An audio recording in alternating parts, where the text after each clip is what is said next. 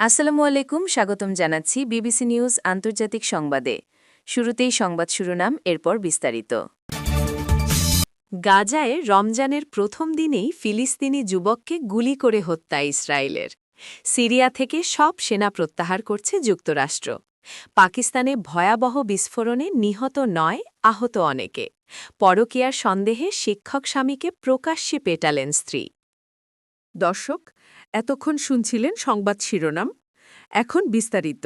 আপনি যদি ইসরায়েলের ধ্বংস চান এবং মুসলিমদের পাশে থাকেন, তাহলে ভিডিওতে লাইক করে চ্যানেলটি অবশ্যই সাবস্ক্রাইব করে দিবেন এবং আপনার মূল্যবান মতামত অবশ্যই কমেন্টে লিখে জানিয়ে দিবেন। এখন বিস্তারিত। গাজায় রমজানের প্রথম দিনেই ফিলিস্তিনি যুবককে গুলি করে হত্যা ইসরায়েলের। পবিত্র রমজানের প্রথম দিন গাজার দক্ষিণাঞ্চলীয় শহর খান ইউনিসে ইসরায়েলি বাহিনীর গুলিতে এক ফিলিস্তিনি যুবক নিহত হয়েছেন। স্থানীয় হাসপাতালের চিকিৎসকেরা এ তথ্য নিশ্চিত করেছেন। খবর বার্তা সংস্থা আনাদোলুর। বুধবার ১৮ ফেব্রুয়ারি খান ইউনিসের নাসের হাসপাতাল এক সংক্ষিপ্ত বিবৃতিতে জানায়, পূর্বাঞ্চলের বানি সুহেইলা মোড়ের কাছে ইসরায়েলি সেনাবাহিনীর গুলিতে মুহান্নাদ আল নাজ্জার নামে এক যুবক নিহত হন। প্রত্যক্ষদর্শীরা জানিয়েছে, ভোর থেকেই পূর্ব খান ইউনিস এলাকায় ইসরায়েলি সামরিক যান থেকে ভারী গুলিবর্ষণ করা হয়। একই সঙ্গে দক্ষিণ গাজার রাফাহর উত্তরে একটি এলাকায়ও গুলি চালানো হয়। এছাড়া মধ্য গাজার বুরেইশ শরণার্থী শিবিরের পূর্বাংশে গোলাবর্ষণের খবর পাওয়া গেছে। সিরিয়া থেকে সব সেনা প্রত্যাহার করছে যুক্তরাষ্ট্র। সিরিয়া থেকে নিজেদের সব সেনা প্রত্যাহার করে নিচ্ছে যুক্তরাষ্ট্র। মার্কিন সংবাদমাধ্যম ওয়াল স্ট্রিট জার্নালের বারাত দিয়ে এক প্রতিবেদনে এ তথ্য জানিয়েছে বার্তা সংস্থা রয়টার্স। সিরিয়ার কয়েকটি সামরিক ঘাঁটি রয়েছে যুক্তরাষ্ট্রের। এই ঘাঁটিগুলো তৈরি করা হয়েছিল এক যুগ আগে আইএসের উত্থানের সময়। সাবেক প্রেসিডেন্ট বাশার আল আসাদের সময় সিরিয়ায় শুরু হওয়া গৃহযুদ্ধের মধ্যেই ২০১৪ সালে উত্থান ঘটে আন্তর্জাতিক জঙ্গি গোষ্ঠী ইসলামিক স্টেট আইএসের। উত্থানের অল্প সময়ের মধ্যেই সিরিয়া ও ইরাকের বিস্তৃত ভূখণ্ড দখল করে নিজেদের আলাদা রাষ্ট্র প্রতিষ্ঠা করে আইএস।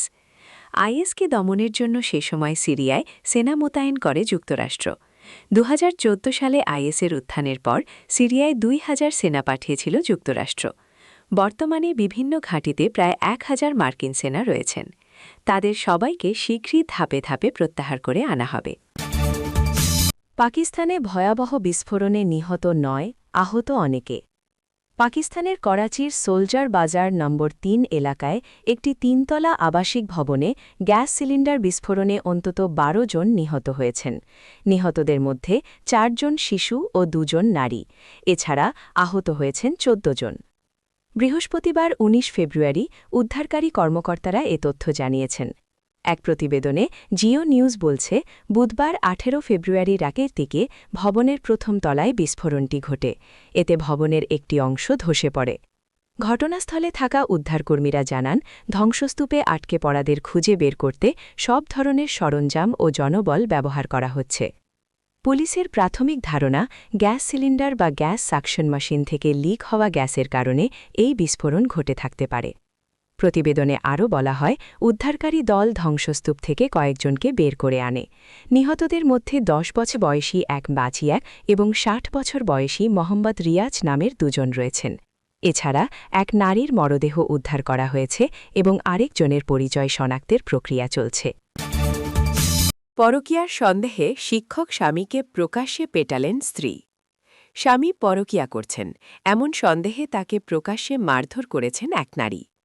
ভারতের উত্তরপ্রদেশ রাজ্যের সীতাপুরে ব্যস্ত এক মোড়ে ঘটে যাওয়া এ ঘটনায় মুহূর্তেই ভিড় জমে যায় এবং উপস্থিত লোকজনের কেউ কেউ সেই ঘটনার ভিডিও ধারণ করেন। পরে সেই ভিডিও সামাজিক যোগাযোগ মাধ্যমে ভাইরাল হয়। খবর ইন্ডিয়া টুডে।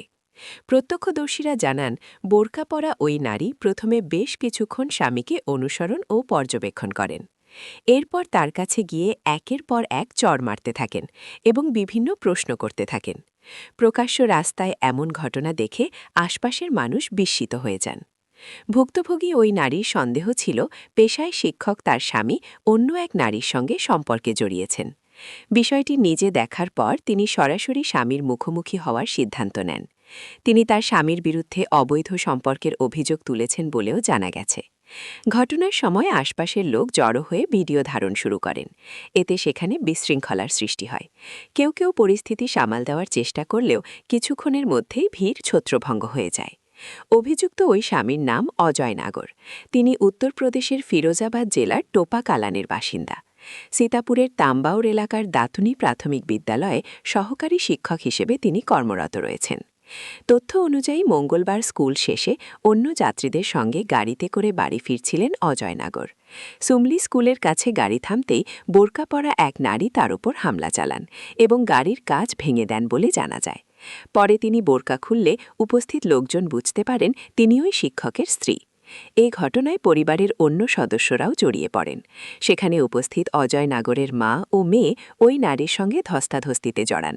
ফলে পরিস্থিতি আরও বিশৃঙ্খল হয়ে ওঠে। পরবর্তীতে অজয় নাগর থানায় একটি আবেদন জমা দেন। এতে তিনি উল্লেখ করেন ঘটনাটির কারণ ছিল পারিবারিক বিরোধ। আবেদনে বলা হয়েছে দাম্পত্য কলহের জেরে এই ঘটনা ঘটেছে। পুলিশ জানিয়েছে বিষয়টি তদন্ত করে দেখা হচ্ছে এবং আবেদনে উত্থাপিত তথ্য যাচাই করা হচ্ছে। তবে এখন পর্যন্ত কোনো পক্ষই আনুষ্ঠানিক অভিযোগ দায়ের করেনি।